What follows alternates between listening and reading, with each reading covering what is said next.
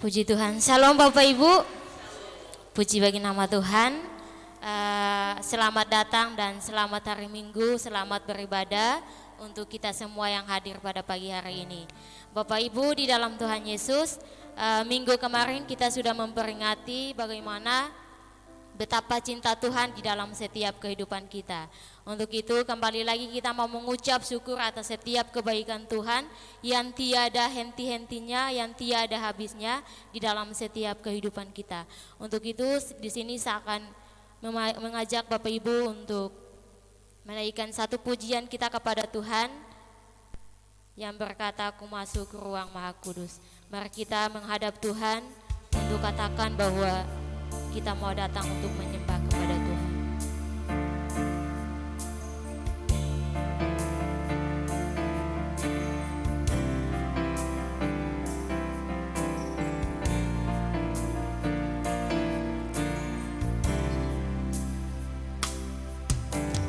Masuk ruang Maha Kudus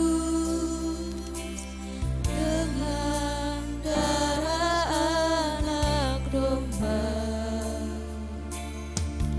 Ku masuk dengan hati tulus, nyembah yang Maha Kuasa. Kembali lagi kita menaikkan pujian ini.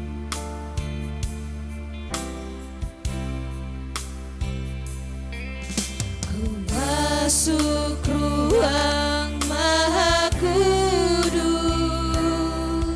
dengan darah anak domba. Ku masuk dengan hati tulus, menyembah yang Maha Kuasa.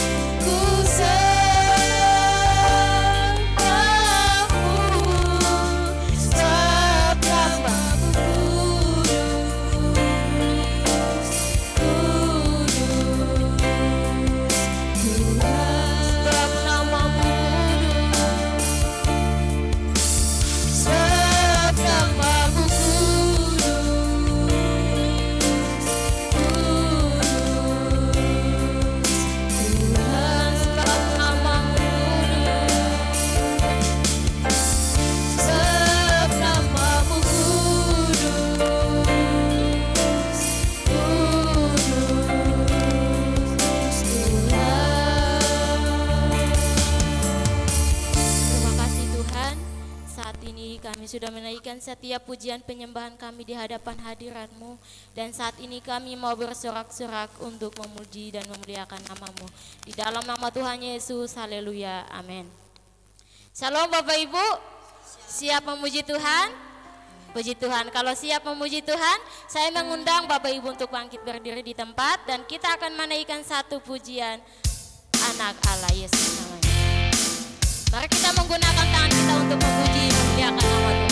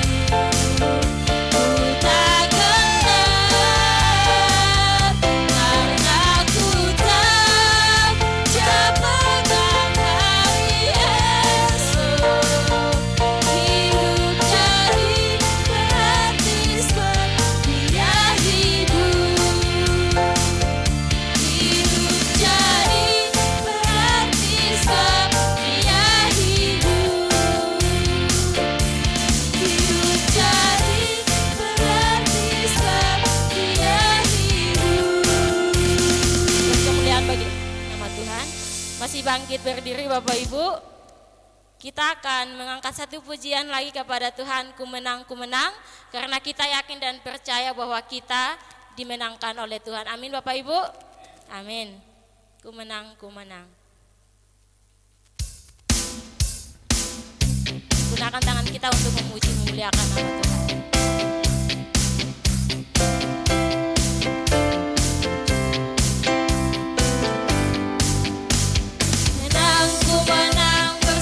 Yesus Tuhan, ku menang di dalam peperangan, ku menang atas segala setan. Haleluya, haleluya, ku menang.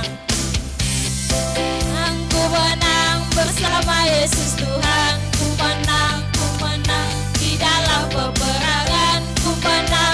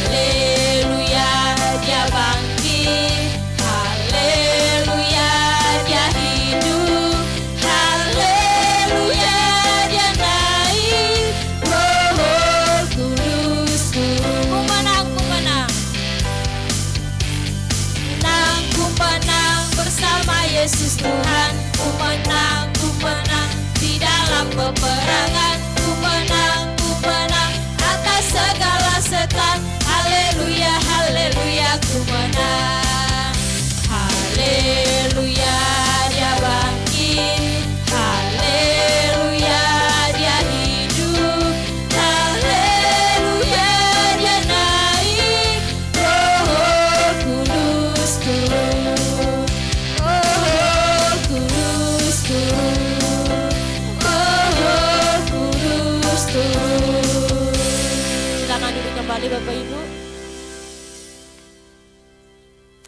Puji Tuhan, kita sudah menaikkan setiap puji-pujian kita kepada Tuhan, dan saat ini kita akan mempersiapkan hati kita dan pikiran kita untuk ditabur oleh kebenaran firman Tuhan yang akan disampaikan oleh hamba-Nya.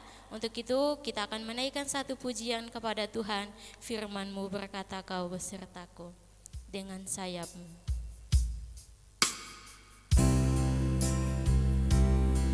Kita mau mempersiapkan hati kita untuk ditabur oleh kebenaran firman Tuhan. Kita mau katakan, firman-Mu berkata, Kau besertaku.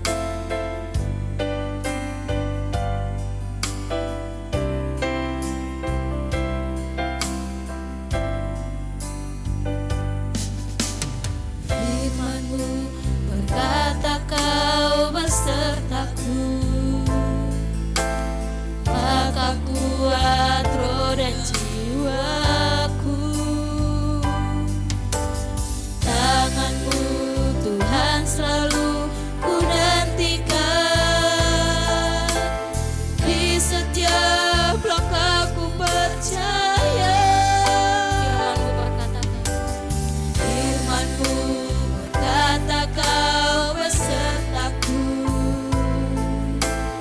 maka kuat roh dan jiwaku. Tangan-Mu Tuhan selalu ku nantikan,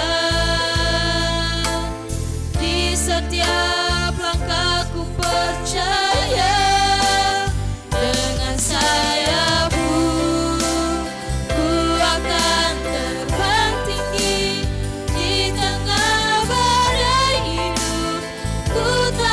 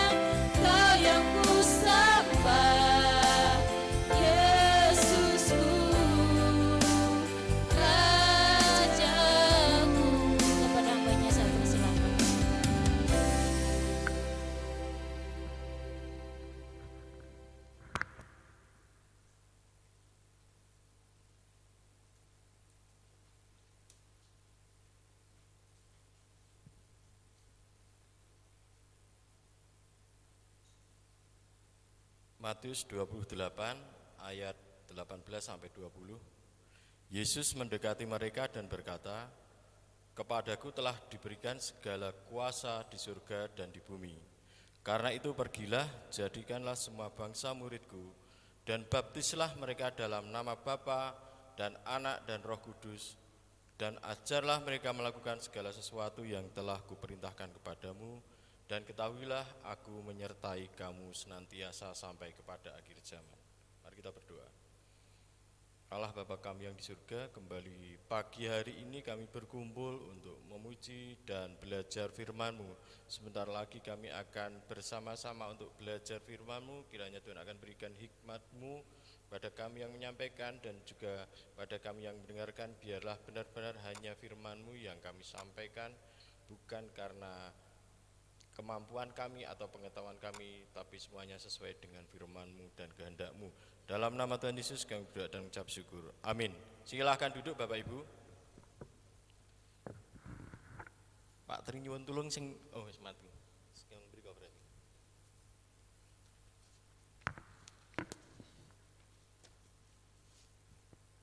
Shalom. Selamat matur nuwun Pak Hari. Selamat pagi Bapak Ibu, saudara-saudara.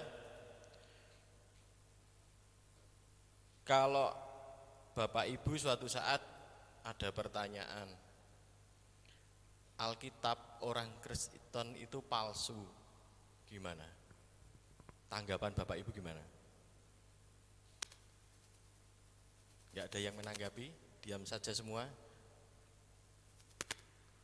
Atau yang penting pokoknya yang penting hidupku baik-baik saja, hidupku sesuai dengan firman Tuhan? Atau kita sudah menjalani masa Paskah ya, dari kita Kamis, Jumat, Sabtu, Minggu, dari Kamis Suci sampai Jumat Agung. Nah, tahu nggak Bapak Ibu, Tuhan Yesus mati itu jam berapa? Jam 3 Bu Nurmala. Yang lainnya? Idem nggih. Cek. Yakin kalau Alkitab itu sama ya? Sama ya? Nanti kita buktikan seberapa kuat iman Bapak Ibu. Ya. Hari ini sesuai dengan tema yang diberikan adalah pemuritan, dan saya mengambil subtemanya adalah murid yang memuridkan. Ya. Murid yang memuridkan. Jadi bisa dikatakan murid yang jadi asisten guru atau asisten dosen. Jadi nanti setelah menjadi murid sekian lama, apakah kita cuma jadi murid terus, atau kita sudah bisa mengajar, atau kita sudah bisa memberitakan firman seperti yang mengajari kita.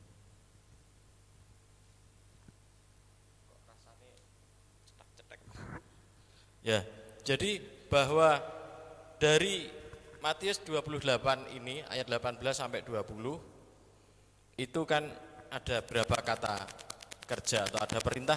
Menurut Bapak Ibu ada berapa?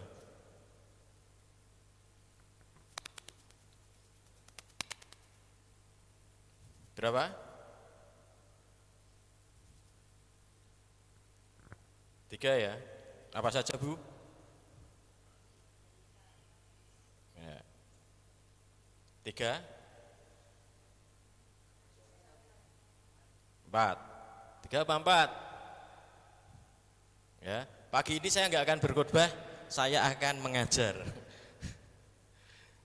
Ada yang 3, ada yang 4? Sampai 20 no, 18 sampai 20 kok. 4 ya. Ya. 4. Di antara 4 kata kerja, 4 perintah itu yang utama yang mana? Atau sama saja? Kedudukannya sama?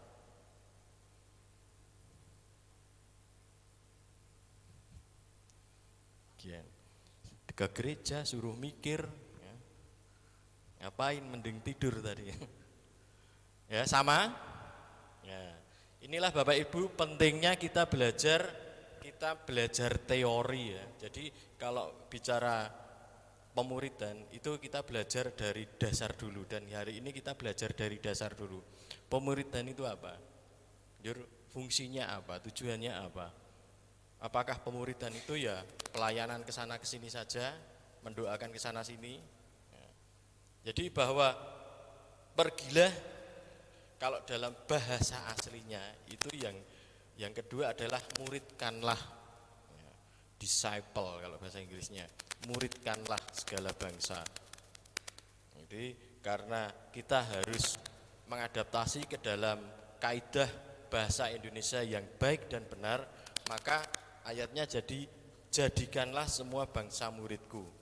Kalau kita sadur, kita terjemahkan plek dari bahasa aslinya itu muridkanlah semua bangsa.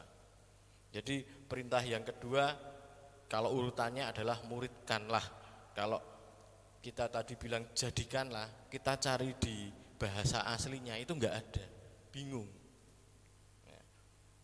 Jadi bahwa kita harus belajar, kita harus mengetahui yang pertama bahwa Alkitab kita kalau dikatakan palsu karena hanya gara-gara terjemahan. Memang Alkitab kita yang kita bawa itu terjemahan Bapak Ibu, bukan dari bahasa aslinya. Alkitab kita ada dua bagian, Perjanjian Lama dan Perjanjian Baru. Itu memang satu bahasa Ibrani, satu bahasa Yunani. Bayangkan kalau Bapak Ibu harus membaca dalam dua bahasa itu. Bahasa Indonesia aja nggak pernah baca, ya. Apalagi harus membaca Ibrani dan Yunani. Ini salah satu kelemahannya orang Kristen.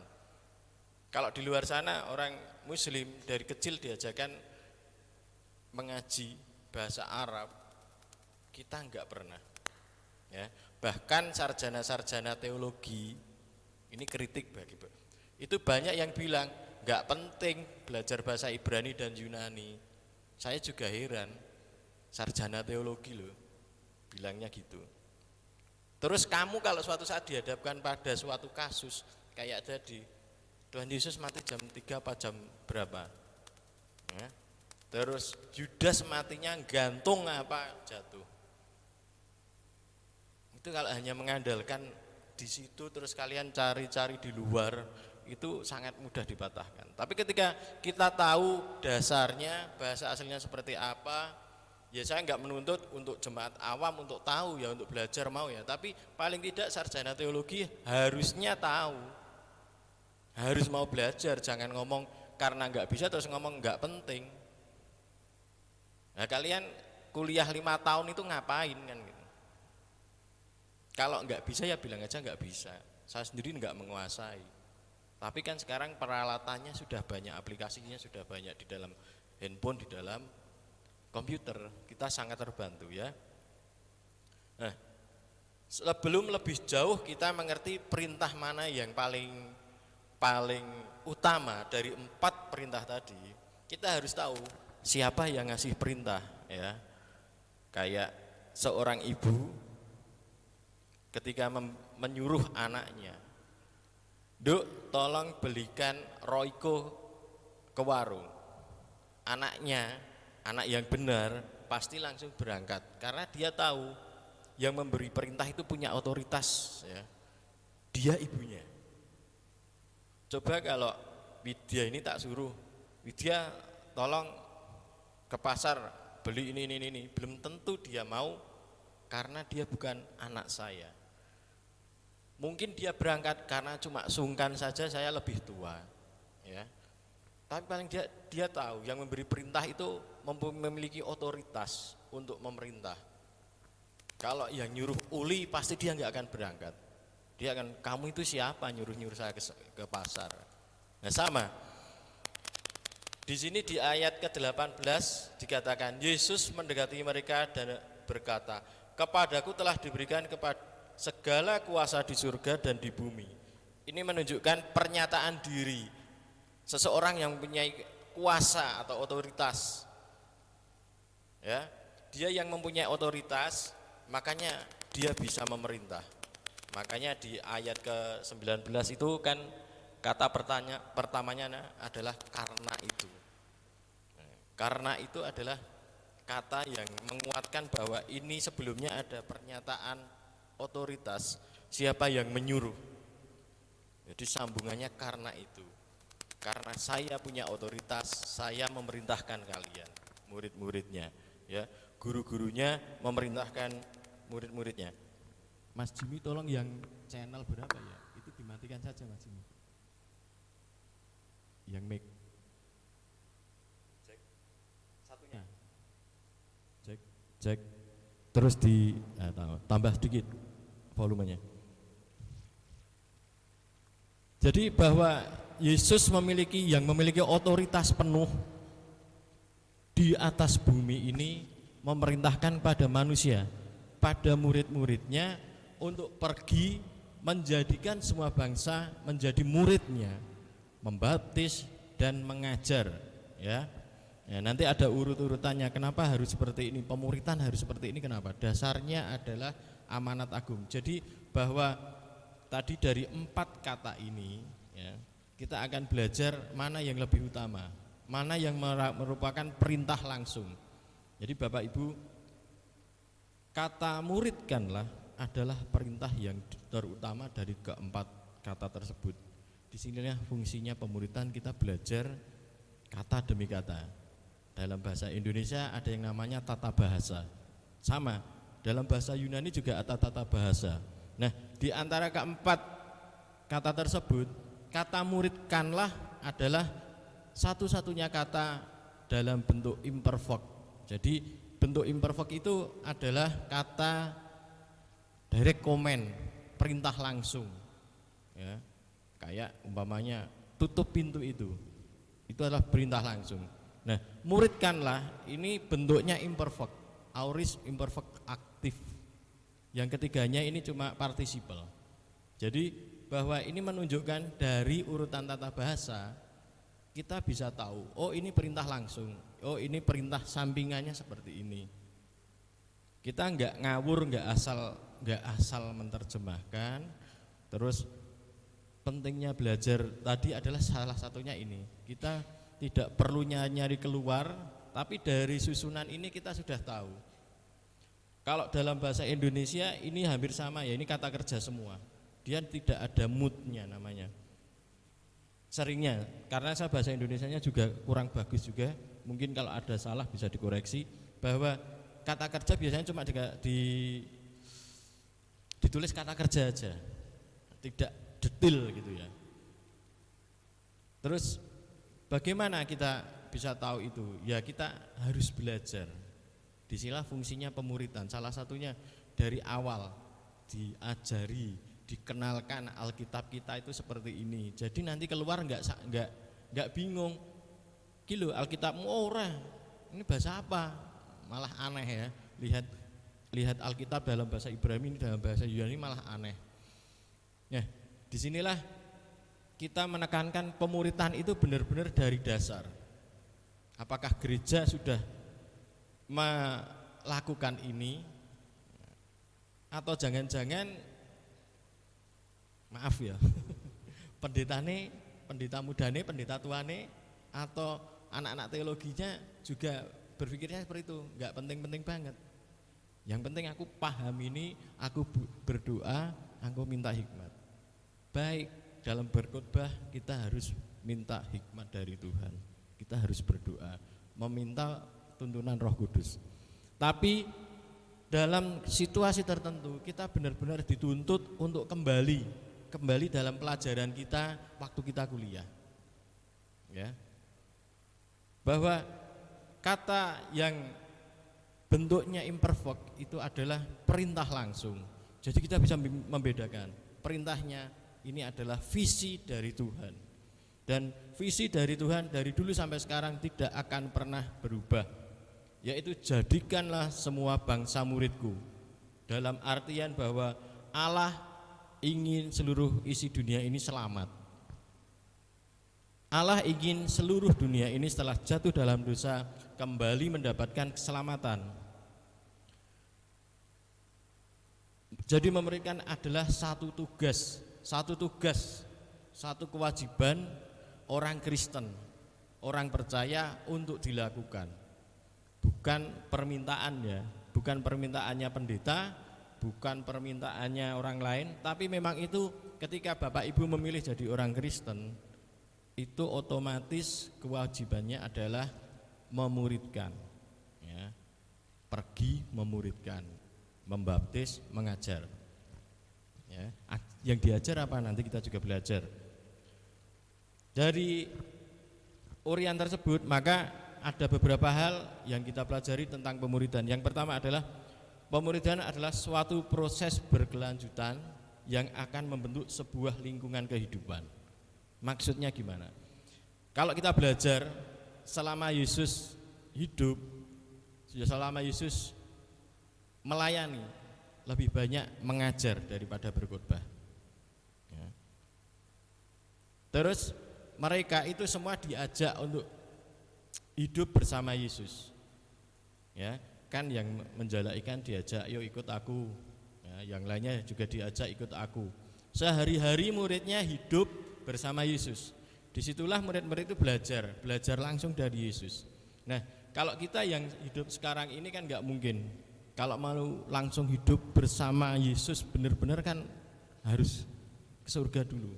Nah, kita yang di sini kita bentuknya ya kita harus hidup dalam lingkungan gereja. Itu fungsinya kita tertanam dalam gereja lokal. Kita nggak bisa pindah sana pindah sini, pindah sana pindah sini. Kita nggak akan dapat pengajaran. Kita tidak akan pernah bertumbuh menjadi orang yang dewasa. Makanya Yesus mengajarkan bahwa lingkungan, membentuk sebuah lingkungan kehidupan yang baik itu adalah salah satu cara untuk bisa pemuritan itu berhasil. Yang hidup sudah setiap hari dengan Yesus, setiap hari sana sini, bahasane Bu Topot itu ngintil rono rene ngintil rono rene. Yesus saja masih ada yang ragu ketika Yesus mati, harus lihat tangannya dulu, ya. Ada yang berkhianat, Yudas mencium, Petrus menyangkal. Itu yang setiap hari undal-undul sama Yesus. Lah apalagi kita yang cuma seminggu sekali datang, ya. Datang telat. Firman Tuhan wis ngantuk. Nek ra ngantuk ya dolanan HP, buka WA, buka Facebook, ya. Kayak artis kita ini. Kemarin kan sudah dicontohkan. Jadi begitu firman Tuhan enggak baca langsung dia bikin story. Pendetane sepatune bolong. Ya, ngelah. Sing khotbah sepatune jebol. Nggo story. Apa sebelah kuwi ambune ra enak iki Mbak Febi urung mandi. Nang bikin story. Ya. Kita bisa diam, duduk diam, itu mendengarkan. Bukan juga duduk diam, aku kan dalam hadirat Tuhan. Ya, merem. Setelah pulang ditanya apa? Enggak tahu. Atau kita yang ingin yang khotbah itu yang lucu-lucu saja. Ketika ditanya pulang, tadi gimana ibadahnya? Pendetanya lucu. Kalau mau lucu lihat stand up di Kompas TV, jangan ke gereja, di rumah aja. Ya. Tapi apakah yang khotbah perlu lucu? Ya perlu, supaya yang dikhotbahi enggak ngantuk. Ya. Perlu enggak yang khotbah itu dengan suara lantang keras kayak Bu Nurmala? Perlu, supaya yang tidur-tidur itu terbangun. Ya. Bahwa gaya berkhotbah itu masing-masing. Jadi jangan wah kayak nek Bu Nurmala ora tahu lucu, khotbahnya stres, ya. Ya. Enggak, iki nek Pak Janar mung kakean lucu-lucu. Ya. Jadi intinya dari khotbah itu apa? Tersampaikan apa tidak? Masing-masing orang punya gaya, masing-masing orang, tapi dasarnya sama. Dasarnya bahwa dalam menyampaikan khotbah ada tata caranya. Bagaimana cara mengupas, ya. Jadi kalau yang berkali-kali saya bicarakan bahwa membaca firman Tuhan bukan kita yang memasukkan ide kita ke dalam firman Tuhan, ya. Aku pengen diberkati, menguatkan diri, langsung cari ayatnya yang memberkati, ya. Kamu tidak akan jadi ekor, kamu akan jadi kepala. Itu yang dipegang terus.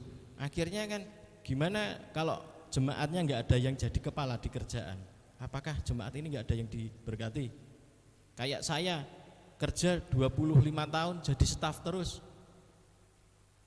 Ya kalau saya pegang itu, saya yakin itu di khotbah itu, ya saya keluar dari Kristen mendingan loh. Ya kan? Karena saya merasa nggak diberkati. Kamu akan jadi kepala bukan ekor. Nah saya jadi ekor terus sih gimana? Sampai saat ini saya masih staf. Kalau saya pegang ayat itu dan dengan pengertian yang salah, saya keluar dari Kristen. Ngapain? Firman Tuhan gak sesuai kok. Inilah pentingnya kita memahami dengan benar. Jadi bahwa kita bergereja lokal itu bukan masalah nanti rumahnya dekat, nanti terus bagi gereja menarik orang untuk ke gereja lokal, bukan masalah persembahannya saja terus banyak, enggak. Tapi tanggung jawab gereja memberikan jemaat pendidikan supaya jemaat bisa bertumbuh menjadi dewasa dan bertanggung jawab dengan cara itu tadi, tertanam dalam gereja lokal. Terus pengajarannya itu terus menerus berkelanjutan. Kalau Bapak Ibu hanya mengandalkan hari Minggu mendengarkan khotbah terus merasa sudah tahu, itu sangat jauh.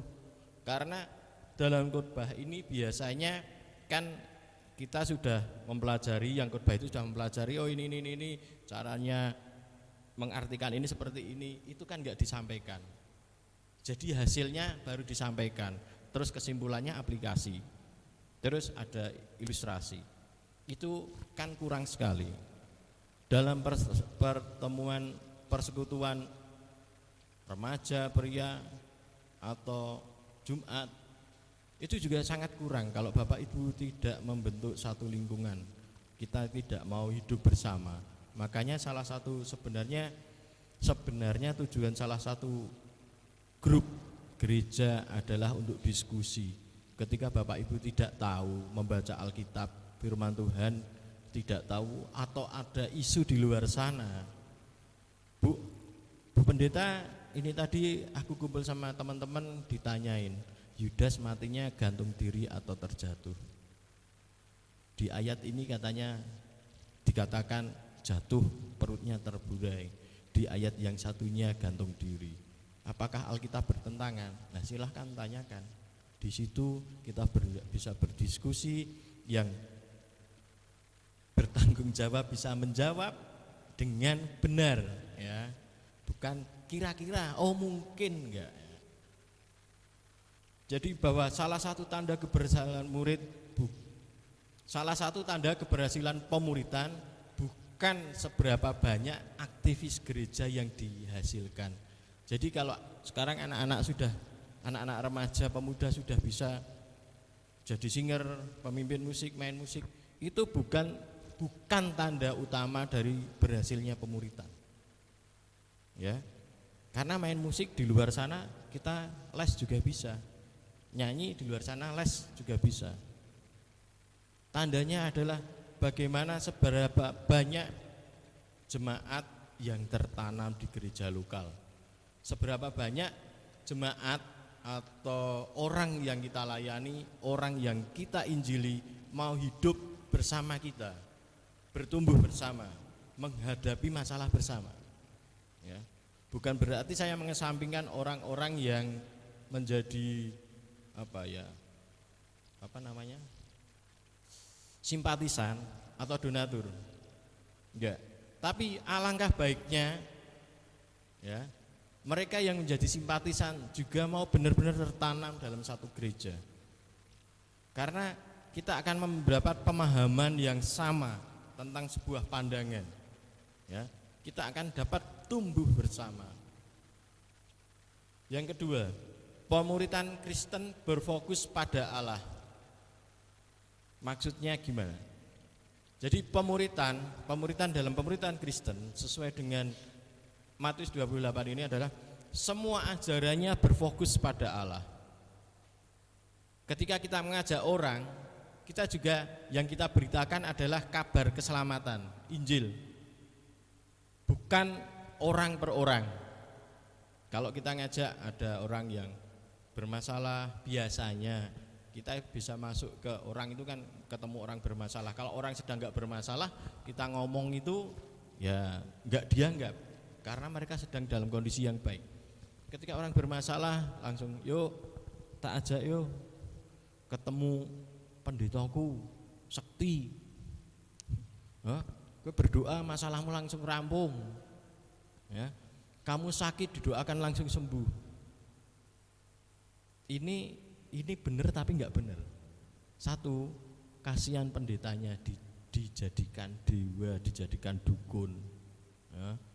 Engko Pak Ari kalau terkenal, oh Pak Ari bojone suaminya dukun ya, istrinya yang dukun itu kan kasihan. Ya. Kasihan Pak Ari, bojone pendeta kok tengko terkenal dadi bojone dukun ngono kan ya. Yang kedua, kasihan Bu Nurmala. Kalau kalian seperti itu mendewakan Bu Nurmala, menjadikan Bu Nurmala dukun, masuk neraka loh itu. Percaya enggak? Percaya enggak Febi? Kalau Bu Nurmala jadi dukun masuk neraka. Hah? Langsung tak tanya Febi loh. Febi cuma gini-gini, dia masih terkenang-kenang sama Mas Pandu. Jadi bahwa ketika kita menyatakan yuk melu aku kono kae lho sekti, kae si A iki iso ndoake kowe langsung rampung masalahmu, bisa langsung sembuh penyakitmu. Itu kita benar mengarahkan ke sana, tapi salah. Bahwa fokusnya adalah Allah. Yuk tak bawa ke Bu Nurmala, biar kamu dipimpin, ya, dipimpin, diajari berdoa, diajari didoakan nanti, ya, dididik supaya kamu tahu Tuhanmu itu seperti apa, Tuhanku seperti apa. Nah, setelah sampai sini didoake Bu Nurmala sembuh, ya, dikasih pasti orang langsung didongake dalam nama Yesus sembuh, dalam nama Yesus pinjolnya lunas, kan ya ora mungkin, ya. Bu Nurmala nek datang, jangankan Bu Nurmala, saya aja kalau umpama ada yang jemaat datang uduk Pak Danar, aku duwe utang ngene dalam nama Tuhan Yesus utangmu lunas, enggak mungkin kan gitu. Tapi bahwa gembala, pendeta itu adalah wakil Tuhan, ya. Wakil Tuhan di dunia ini supaya kita bisa mengenal lebih dekat, lebih tahu lebih detail siapa Tuhan kita. Ada pendeta yang bisa gampang dimintain tolong, ada yang pendeta ribet sekali dimintain tolong. Nah, itu kan pilihan pendeta nih. Tapi ada juga nanti yang namanya pemimpin berjenjang. Itu fungsinya pemuritan, ya. Tidak semuanya langsung ke pendeta, itu benar, ada benarnya. Karena Musa juga demikian, membagi kepada pemimpin yang kecil-kecil. Nah, itu fungsinya pemuritan. Itu kalau berjalan berarti pemuritannya berhasil. Jadi Deborah sekarang dipasrai pemuritan untuk anak-anak yang usia sekian, umpamanya 15 tahun ke bawah. Karena dia sudah dimuridkan, dia mempunyai tanggung jawab untuk memuridkan anak-anak yang 15 tahun ke bawah. Semua anak-anak yang 15 tahun ke bawah kalau ada masalah datangnya ke Deborah, ya. Kalau ada pertanyaan semua datangnya ke Deborah. Saat Deborah tidak bisa menjawab baru naik lagi ke pendeta atau ke penanggung jawab di atasnya. Itu namanya pemuritan yang berjenjang, dan itu adalah tujuan dari pemuritan sesuai dengan Matius 28, yang pada akhirnya semuanya nanti bisa menjadi murid-murid yang bertanggung jawab. Tapi sekali lagi bahwa orang yang memuridkan harus tahu fokusnya adalah kepada ajaran Yesus, fokusnya kepada Allah sendiri. Penderitaan namun fokus bagaimana, ya, ajaran itu bukan masalah kesembuhan. Jadi pemuritan itu bukan masalah ngajarin kesembuhan, keberhasilan hidup, kebebasan dari penderitaan, ya. Namun fokus pada bagaimana keselamatan yang Allah berikan secara cuma-cuma. Bagaimana orang itu bisa meniru, mengamati ajaran Yesus dan melakukannya. sebagai aktivis tadi juga sebagai salah satu inputnya, outputnya, bukan yang utama, tapi itu adalah efek sampingnya ketika kalian sudah memilih Yesus, mengikuti Yesus, dimuridkan, kalian memberikan waktu, hidup kalian, kemampuan kalian untuk bisa ikut melayani, ikut memuridkan. Ya. Pemuridan membawa murid memahami kehidupan Yesus dan meneladani. Sekali lagi, jangan mengarahkan kepada personal. Ini bertentangan dengan firman Tuhan. Yang kedua, itu kasihan yang diarahkan dan kasihan yang didewakan. Sekali lagi, bukan masalah kita nggak boleh mengarahkan ke benar malah, bukan itu, tapi kata-kata kita itu loh. Ya, jangan sampai kita mendewakan, personalisasi yang terlalu kuat di dalam gereja juga nanti pada akhirnya lupa seharusnya yang diajarkan salib, tapi yang disampaikan Nurmala. Ya, memang lebih depan Bu Nurmala dulu ketika berdiri di sini. Ya, tapi yang utama pelajarannya, fokusnya di sana. Yang ketiga, pemuridan mempunyai tujuan yang jelas, yaitu membentuk jemaat atau manusia melalui sebuah proses menjadi pribadi yang mengenal Kristus, mengikut Kristus, bertumbuh dewasa dan bertanggung jawab, yang pada akhirnya mereka menjadi guru bagi muridnya. Nah, kalau pemuridan itu hanya sekedar datang, tak doakan, kamu ada masalah tak layani, tak konselingi, itu bukan pemuridan. Itu akhirnya akan hanya membentuk jemaat yang manja, jemaat yang lebay, jemaat yang selalu minta diprioritaskan, jemaat yang minta selalu diperhatikan, atau hanya menghasilkan konsumen, klien. Setiap ada masalah telepon, Bu Nurmala, aku ada masalah, ya, aku tolong minta jadwal didoakan. Bu Nurmala, aku ada, ya. Jadi setiap telepon ketika ada masalah itu konsumen, klien yang cuma minta didoakan, minta mujizat. Tapi coba ditelepon, Bu Nurmala, aku kok bingung ya dengan ayat ini. Bu Nurmala, ini ada, aku menemui satu orang, ini aku membagikan firman Tuhan, terus ada pertanyaan seperti ini. Coba kalau itu, mesti senang. Ya. Karena seberapa banyak orang yang dilayani itu bukan indikator utama berhasilnya pemuridan.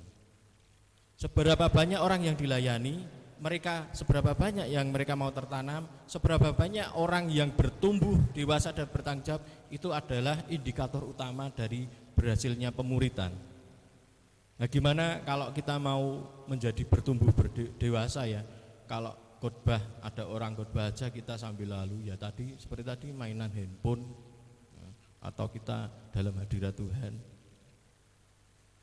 atau kita hanya yang penting ke gereja aja, memenuhi kewajiban sebagai orang Kristen. Ini juga tidak bisa dituntut dari jemaatnya saja. Yang menyampaikan khotbah ini juga tanggung jawabnya di sini. Saat yang menyampaikan khotbah asal-asalan, mati Mas Jimmy, sebentar. Ya ini kalau yang khotbah operator ya gini nih.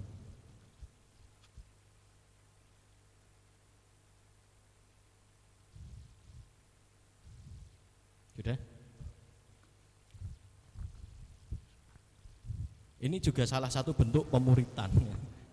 Salah satu ilmu yang diturunkan bukan hanya kita kemampuan untuk berkhotbah, kemampuan untuk menyampaikan firman Tuhan, tapi ketika ada anak-anak muda yang mau belajar, memegang alat musik, memegang alat multimedia, itu efek samping saja ya. Sekali lagi kalau Mas Jimmy terus ini terus yang lainnya mah, itu efek samping dari pemuritan kita. Sampai mana tadi? Yang hanya menggunakan ya. Jadi pemuritan seharusnya tidak hanya menghasilkan murid-murid yang manja atau konsumen tadi, yang seperti konsumen itu kan raja. Bagi Pak Hari konsumen raja ya Pak Hari.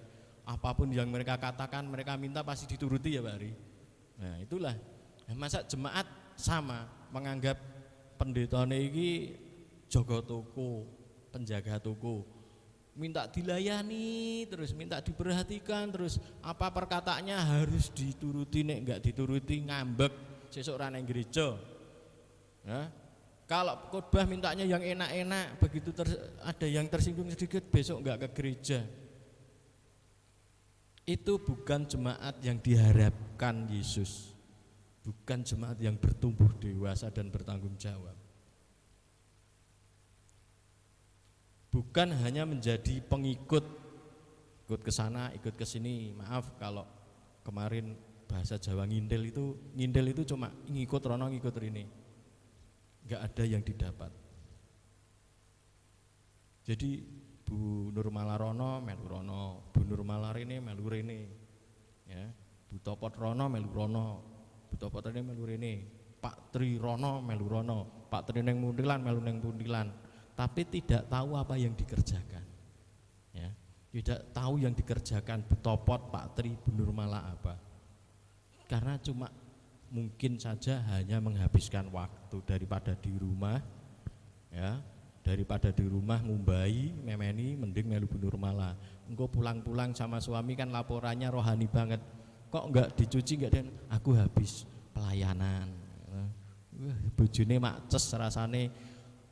Bojoku ki selak ketemu Tuhan tenan saiki. Ya. Nanti ya, rono pelayanan. Kamu dari mana? Aku habis ikut pelayanan Bu Topot di sini gini. Haleluya, puji Tuhan. Padahal mau males di rumah. Apa gak jengkel ro bojone? Aku daripada delokke bojoku males ke, mending aku pergi ke rumahnya Mbak Maria pelayanan. Ya, di rumahnya Mbak Maria, aslinya Mbak Maria nggak butuh dilayani, tapi karena apa? Males saya kayak jengkel ro bojone rumah Mbak Maria. Ayo Mbak Maria tak layani, aku nggak perlu Bu. Ora pokoknya harus tak layani. Ya. Bu, aku itu enggak, aku baik-baik saja. Enggak, kamu itu ada sesuatu yang enggak baik. Kamu pokoknya sekarang harus tak layani Mbak Maria daripada nanti ada apa-apa. Udah di situ 1 jam 2 jam. Ya, sejam 2 jam ketemu Mbak Maria cerita-cerita, didangi teh sama gorengan kan hatinya sudah senang pulang. Ya, ketemu bojone dari mana? Habis melayani Mbak Maria. Ya, bojone puji Tuhan, bojoku iki bar padu karo aku kok pelayanan hebat sekali. Padahal waktunya cuma dihabiskan untuk membuang waktu. Nah ini yang enggak benar. Ya, bukan berarti terus saya bilang Bu siapa?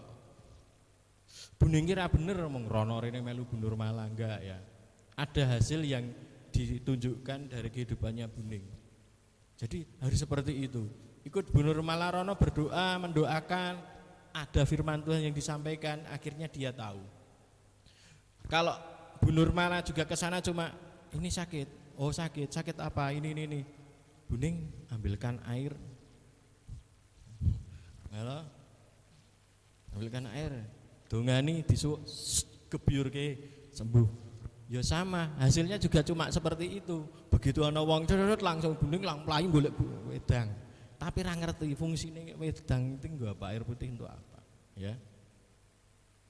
Di sini perlunya kita mengamati ketika kita ikut ke sana itu yang dilakukan apa, ya. Ketika ke sini yang dilakukan apa? Enggak cuma melu jadi buntut, kepalanya ke sana, ekornya ikut ke sana. Kepalanya ke sini, ekornya ke sini. Pada akhirnya setelah sekian lama bertumbuh bersama dengan Bu Nurmala, ikut ke sana, itu yang namanya tertanam. Nek Bu Ning ki ora tertanam di gereja lokal meneh, ku nemplek karo gerejane, ya. Mau ke sana ke sini. Apalagi waktu Bu Nurmala tangannya sakit itu kan jadi drivernya. Jadi ke sana ke sini. Jadi yang mimpin kan malah Bu Ning, karena yang di depan Bu Ning. Bu Nurmala kan mau ngindel karo Bu Ning. Ya.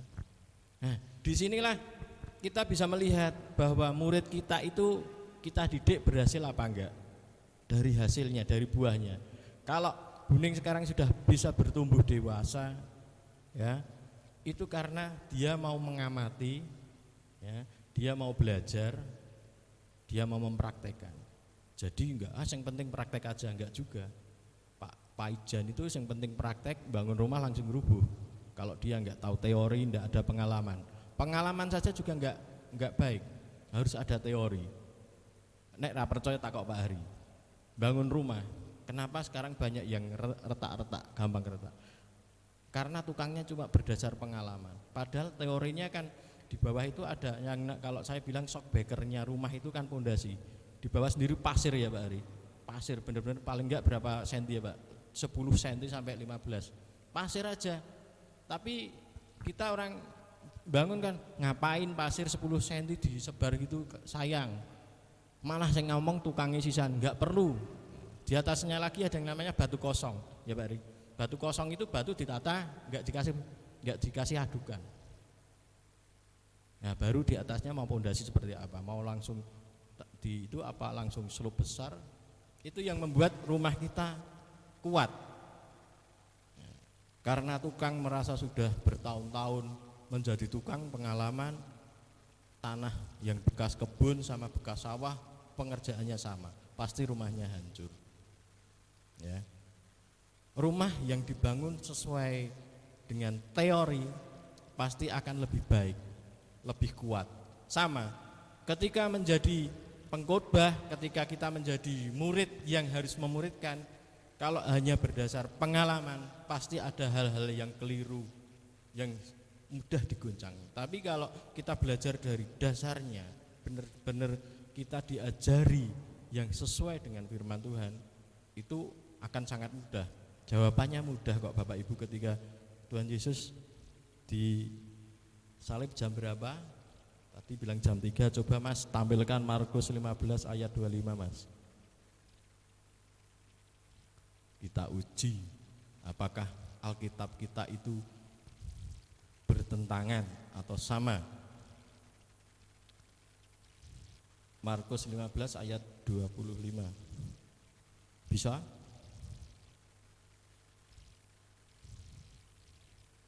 Atau ada sudah yang menemukan? Nah, jam berapa Bapak Ibu tolong dibaca?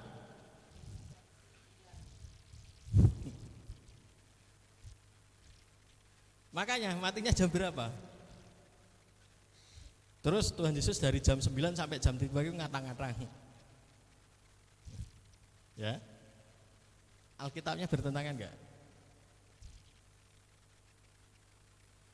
Di depan sini enggak bisa Mas. Coba kita belajar sedikit ya, kita tunggu. Hari jam 9 ketika ia disalibkan. Ya, diingat-ingat hari jam 9. Sekarang Yohanes 19 ayat 14 sampai 15.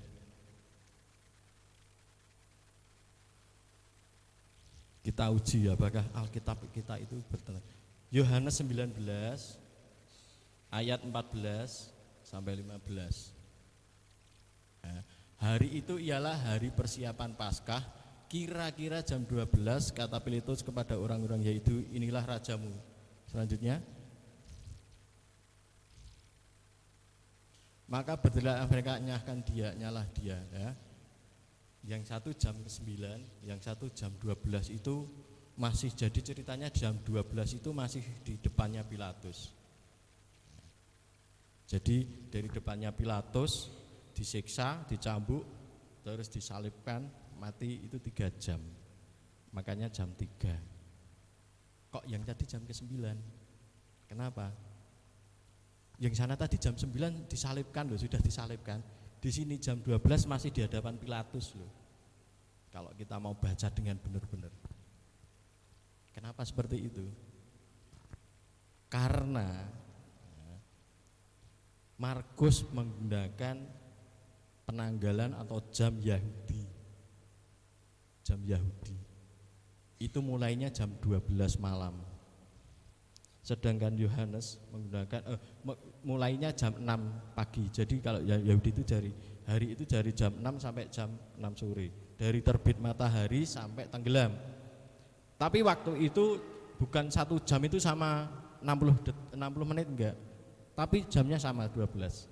Sedangkan Yohanes menggunakan jam Romawi yang penghitungannya hampir sama dengan kita sekarang.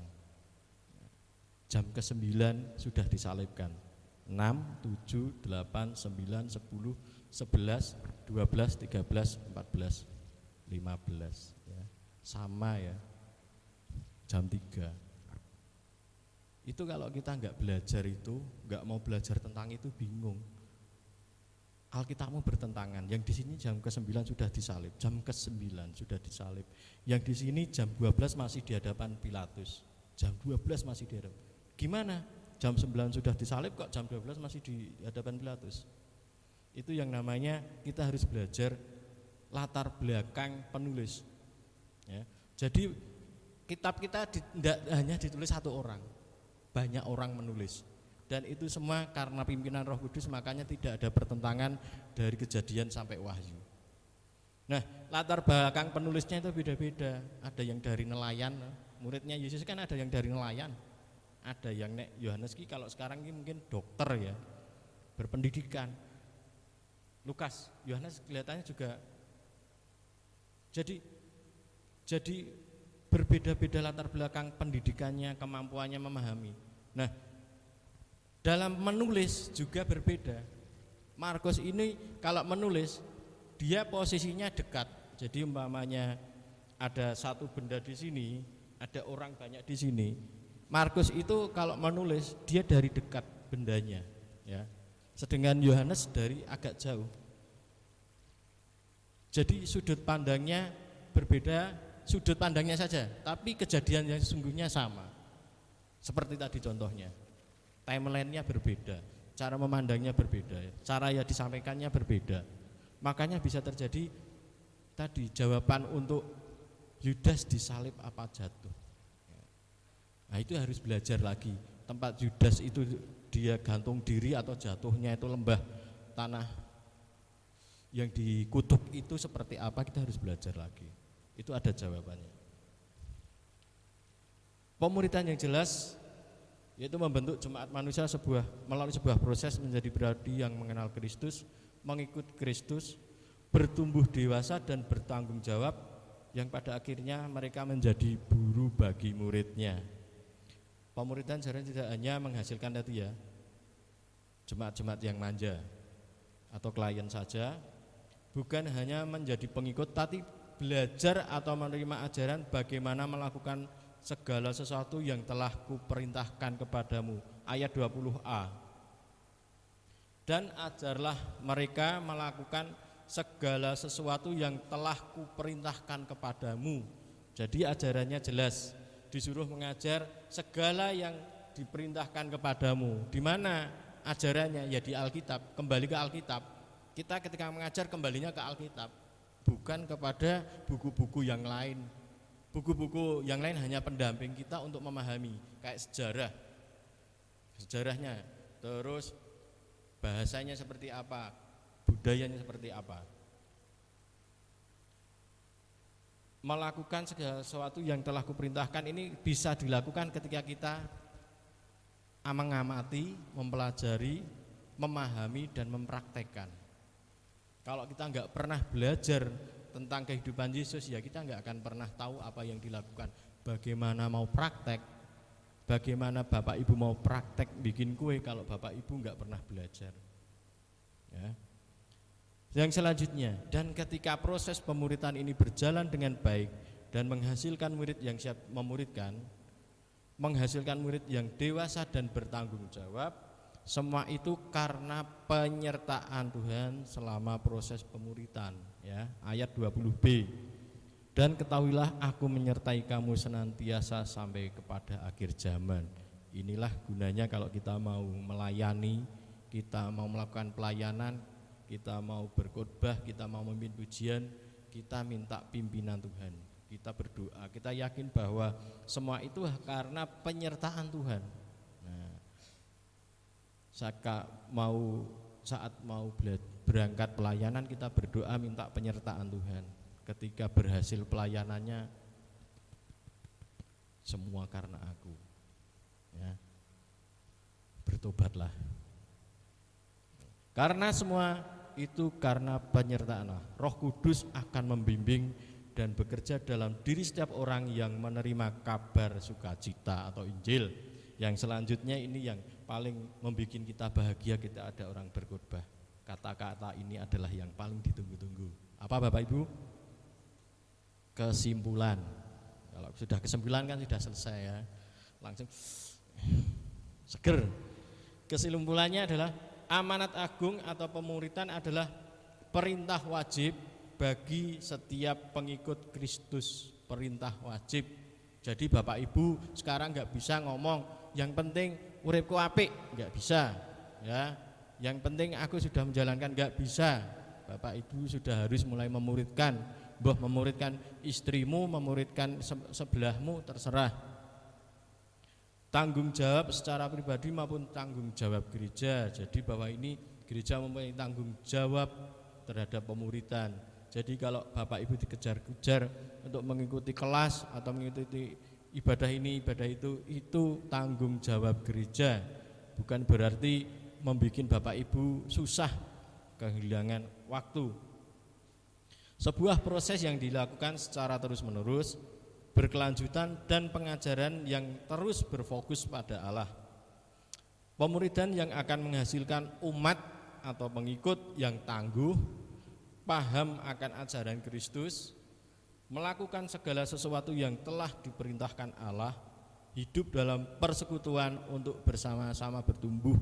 Makanya Bapak Ibu teruslah ikut persekutuan ya. Dalam persekutuan itu juga enggak hanya berangkat setor muka enggak, tapi di situ kita membentuk lingkungan hidup, kehidupan yang bertumbuh secara dewasa. Makanya ojo kesusu Bali. Kalau saya sebenarnya bisa aja saya serius, enggak bercanda saat persekutuan bisa. Wong semua orang lihatnya saya wong galak, ya. Ngapain saya bercanda? Tapi itu adalah salah satu bagaimana kita mengakrabkan diri. Ya. Kalau kita akrab, biasanya kan ngomongnya lebih enak. Kayak saya sebenarnya saya bilang ke Pak Paijan berkali-kali apa giginya mbak diganti semen, cor-coran. Loh itu sebenarnya kan mengingatkan, ya sudah menyerahlah, sudah tua, giginya memang harus dicabut, jadi cabut supaya enggak bermasalah. Kelihatannya cuma gigi, tapi ini ada uratnya, ada sarafnya yang ke sana ke sini. Itu kalau sudah goyah, begitu goyah ini kan pusing sakit sekali.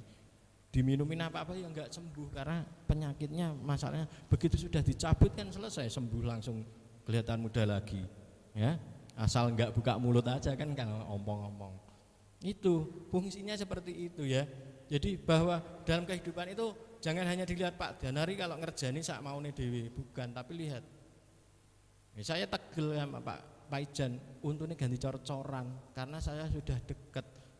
Ya dikatakan kurang ajar enggak apa-apa, karena kalau saya katakan, saya ceritakan apa adanya, Pak, tolong gigimu dicabut. Lah kowe iki sapa? Kowe anakku ora ngeki duit ora? Kan ya, jawabannya kan gitu. Kayak saya selalu ngerjain Deborah Ivana. Kenapa? Ada sesuatu. Ya, kadang-kadang kan saya cuma lihat gitu, tak kon lihat Deborah Ivana, tak kon lihat Deborah konsentrasi dengerin orang khotbah. Enggak tahu dia konsentrasi apa mikir Mbak Maria ini mau ngeliwat ora ya, kan saya enggak tahu. Ya.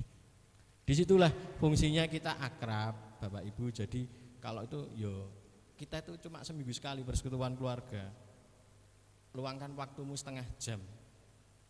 Bukannya, tapi ya jangan terus kelamaan terus di situ terus, ya kasihan tuan rumahnya mau tidur, mau istirahat ya. Jadi bahwa ada waktu tertentu setelah firman Tuhan, setelah puji-pujian kita mengakrabkan diri. Ya. Terus dalam candaan itu kita resapi apakah cuma bercanda aja atau ada sesuatu yang sebenarnya kita itu sedang diingatkan.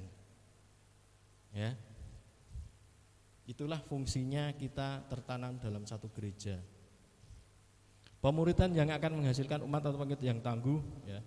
Hidup dalam persekutuan untuk bersama-sama bertumbuh, berkembang dewasa secara iman dan bertanggung jawab, bisa menjawab setiap permasalahan yang ada di luar sana.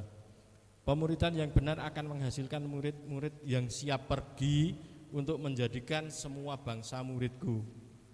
Dalam menjalankan amanat agung, pengikut Kristus tidak mengandalkan kekuatan sendiri atau kemampuan sendiri, tetapi mereka menjalankannya berdasarkan otoritas Kristus yang akan selalu menyertai sampai akhir zaman, yaitu menghasilkan murid-murid yang siap menjadi guru bagi murid-muridnya atau murid yang memuridkan. Amin.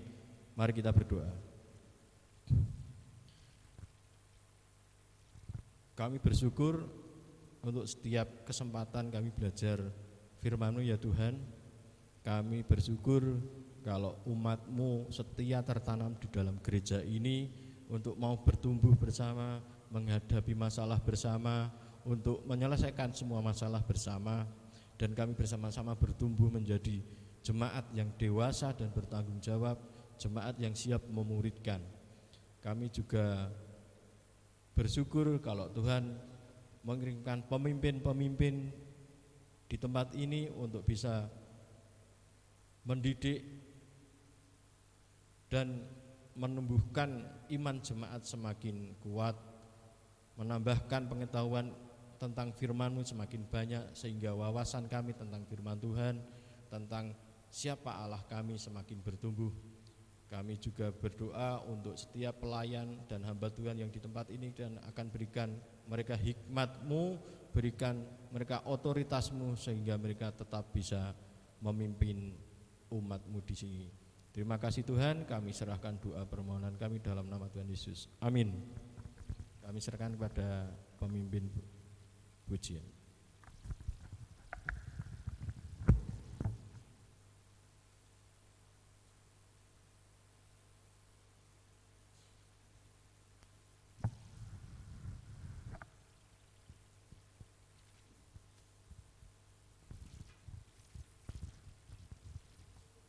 Kita semua diberkati, amin Bapak Ibu. Amin, terima kasih buat Bapak Danar yang sudah menyampaikan firman. Kiranya diberkati selalu dimanapun Bapak melayani. Baik, kalau kita sudah diberkati oleh Tuhan, kita juga akan memberikan yang terbaik untuk Tuhan. Dan yang bertugas saya persilakan, kita akan mengangkat satu pujian kepada Tuhan. Sungguh ku bangga Bapak.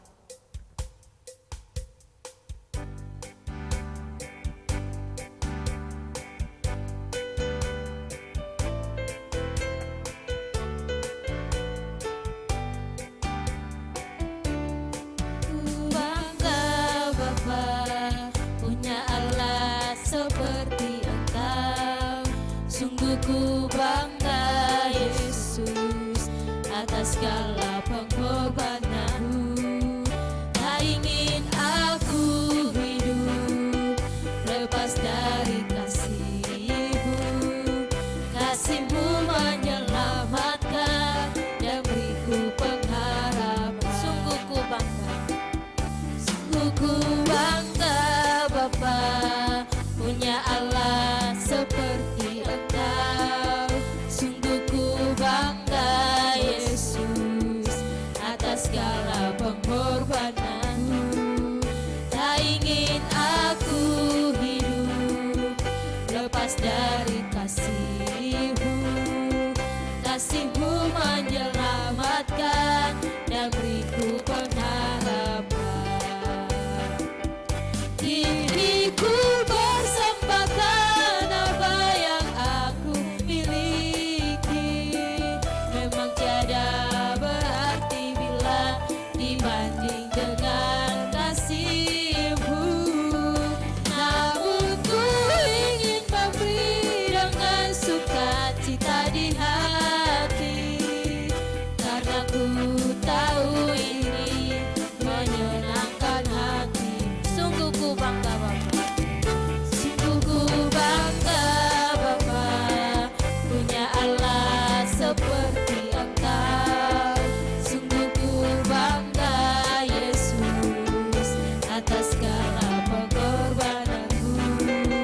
Tak ingin aku hidup lepas dari kasih-Mu.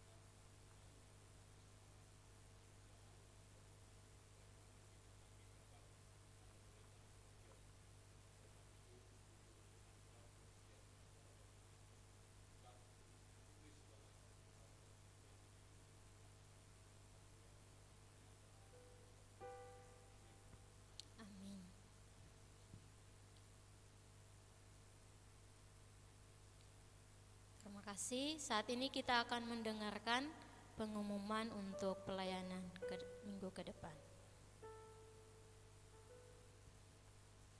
Jadwal petugas pelayanan ibadah. Persekutuan wanita tanggal 9 April 2024 diliburkan. Persekutuan keluarga tanggal 12 April 2024 juga diliburkan. Persekutuan remaja tanggal 13 April 2024 diliburkan. Ibadah minggu tanggal 14 April 2024 pukul 7 waktu Indonesia Barat. Penyembahan Saudari Maria Wesley STH. Firman Tuhan Saudari Maria Wesley STH, pemimpin pujian Saudari Deborah, pemain musik Bapak Wantoro, Saudari Ivana, Saudara Tian, dan Saudara Fitrik. Operator LCD Saudara Jimmy. Persembahan Ibu Ning, Tata Gereja Keluarga Ibu Ning. Sekian, selamat melayani, Tuhan Yesus memberkati. Tiba saatnya Bapak Ibu, kita sudah di penghujung ibadah kita. Mari kita siapkan hati kita dan menerima setiap berkat-berkat Tuhan yang Tuhan berikan di dalam kehidupan kita. Untuk itu kita akan mengangkat satu pujian karya terbesar.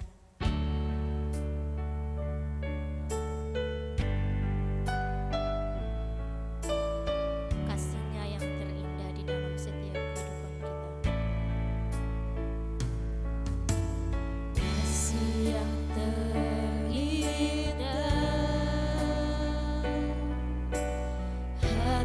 yang mulia, hanya ku temukan di dalam-Mu, Yesusku. Pujian dari hatiku selalu bisa waktuku,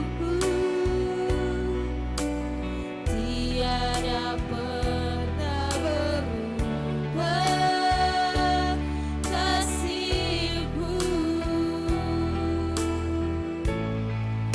Karya terbesar dalam hidupku, pengorbanan-Mu yang selamatkanku. Engkaulah harta yang tak ternilai, yang ku miliki dan ku hargai.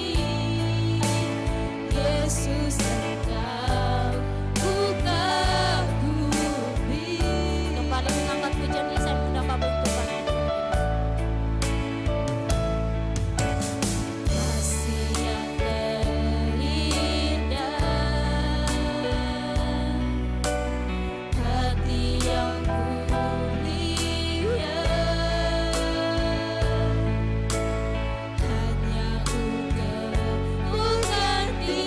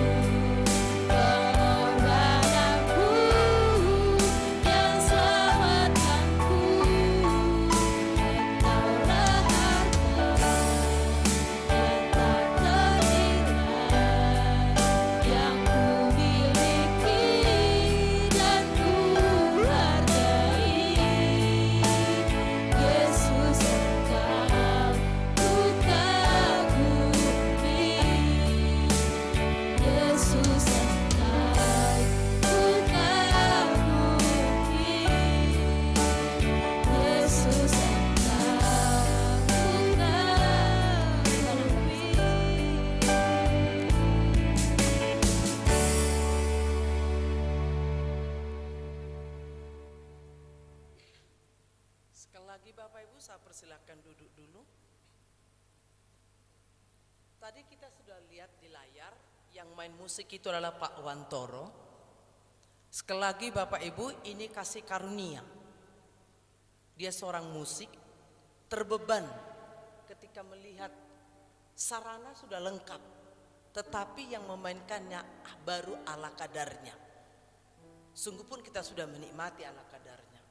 Lalu terbeban istri dan suaminya ingin memuridkan lagi Bapak Ibu, memuridkan. Jadi bagi kita yang sudah bisa mungkin akan berlatih dengan Bapak Wantoro. Bagi kita yang mungkin belum bisa tapi punya kerinduan untuk bisa tadi memuridkan ya.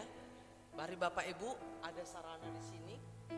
Kita pergunakan waktu karena ada kasih karunia. Pak Wantoro ingin memuridkan jemaat di tempat ini untuk bisa main musik yang lebih mumpuni Bapak Ibu. Karena itu Bapak Saudara terkasih, ini kasih karunia. Sekali lagi juga Bapak Ibu Saudara terkasih, mengapa kita libur semua? Itu harus ada pemberitahuan karena akan Idul Fitri. Jadi kita menikmati bersama-sama karena keluarga dari jemaat juga ada yang Bhinneka Tunggal Ika. Jadi kita menghormati sesama umat beragama, maka seluruh kegiatan gerejawi sebagai sarana pemuritan tadi diliburkan. Tapi Minggu Bapak Ibu tidak libur. Jadi karena itu mohon yang bertugas memimpin pujian sudah jauh-jauh hari menyampaikan kepada Pak Wantoro nyanyian itu apa. Sehingga Bapak Wantoro nanti akan berlatih di daerah Piungan ke sana Bapak Ibu Saudara terkasih. Ketiga juga Bapak Saudara terkasih, saya mengucapkan terima kasih supaya laporan keuangan sudah harusnya ini diumumkan juga. Sudah berbulan-bulan laporan keuangan saya tanya sekretaris kok tidak ada. Tolong Ibu Maria bisa direkap semua jadi dilaporkan lewat aja slide. Jadi nggak perlu dibaca di sini bulan ini. Sehingga semua kita tahu keadaan keuangan kita. Tidak hanya kegiatan saja yang dilaporkan, tapi keuangan tiap bulan mohon tertib sehingga kita tahu benar keberadaan gereja kita. Demikian Bapak Ibu Saudara terkasih yang menjadi pemberitahuan atau warta gereja kita. Sejemput kita bangkit kembali Bapak Ibu berdiri mengakhiri ibadah kita. Terima kasih Tuhan, Engkau sudah memberikan kami Tuhan goal yang harus kami capai dalam 3 bulan ini. Melalui tema-tema khotbah maupun di persekutuan tentang pemuridan. Supaya ini menjadi program yang holistik, yang satu kesatuan. Dari ibadah raya itu terus nanti didiskusikan di dalam pembinaan jemaat Tuhan. Kami bersyukur Bapak, firman-Mu sudah disampaikan bagaimana Yesus mengajarkan kami untuk memuridkan. Karena Tuhan, jadikanlah kami pertama-tama jadi murid Kristus yang sudah melakukan firman itu. Sehingga hidup kami mengalirkan kasih Kristus yang bernafaskan nafas Kristus. Kami berdoa Tuhan Yesus, biarlah hari ini firman yang sudah mengingatkan kami yang sudah murid Kristus puluhan tahun tidak cukup menjadi pengikut Kristus yang konsumen,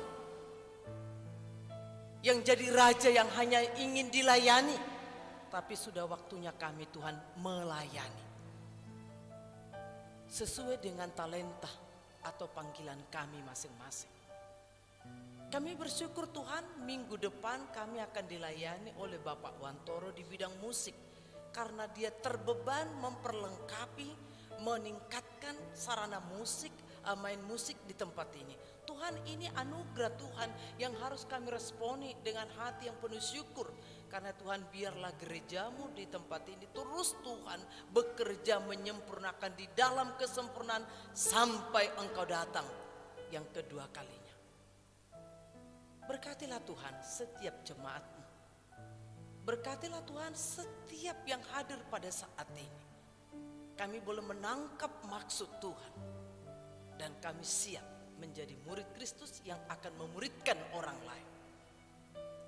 Kami juga berdoa Tuhan untuk setiap program gerejamu Tuhan. Kembali Tuhan, gerejamu adalah milikmu. Kepala gereja adalah Kristus. Dan kami ini hanya rekan sekerja Allah. Bagaikan ranting-ranting pokok anggur yang harus melekat kepada pokok itu Tuhan. Supaya menghasilkan buah karena Engkau sudah berikan kami otoritas itu. Sebab di dalam Engkau sudah diberikan kuasa di surga dan di bumi. Tuhan kami rindu Bapak gereja kami terus bertumbuh dan berkembang secara kualitatif dan kuantitatif. Bukan saja Tuhan kami hanya berkualitas tanpa ada satu eksperimennya Tuhan. Kami wujudkan dengan sebuah tindakan nyata, yaitu tadi memuridkan. Mungkin anggota keluarga kami, tetangga kami, atau barangkali Tuhan, saudara seiman yang lainnya. Sehingga akan menjadi gereja yang berbuah-buah, yang banyak orang akan melihat kemuliaan Kristus. Dan kami tahu Bapak, jika ada satu jiwa yang datang menyembahmu di tempat ini, bukan karena kuat dan gagah kami, siapapun kami, tapi karena otoritas Allah ada pada kami. Dan kami melakukan bagian kami. Karena Tuhan, biarlah Engkau berkati seluruh program gereja kami Tuhan, untuk memperluas daerah pekabaran Injil dan penyembahan kepadamu semata. Berkati Tuhan setiap hamba-hamba Tuhan yang mengambil bagian pada pagi hari ini. Biarlah mereka pulang dengan sukacita yang baru dan damai sejahtera yang melimpah. Sehingga seluruh aktivitas mereka sepanjang 1 minggu ke depan Tuhan membuat berhasil. Demikian dengan seluruh jemaatmu Bapak yang membawa bejana hati mereka dengan seluruh kerinduan dan harapan.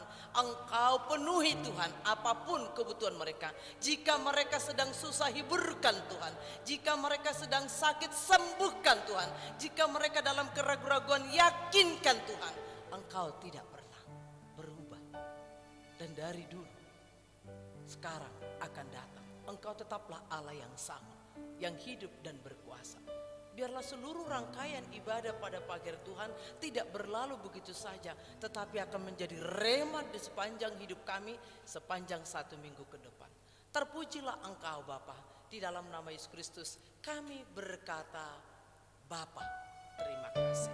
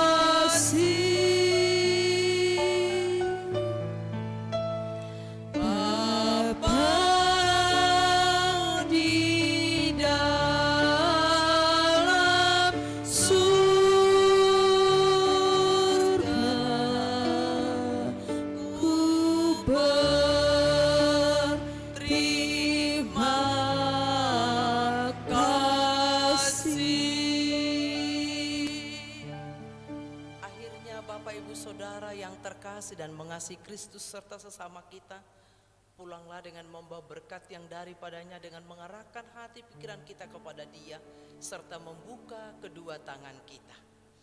Tuhan memberkati engkau dan melindungi engkau.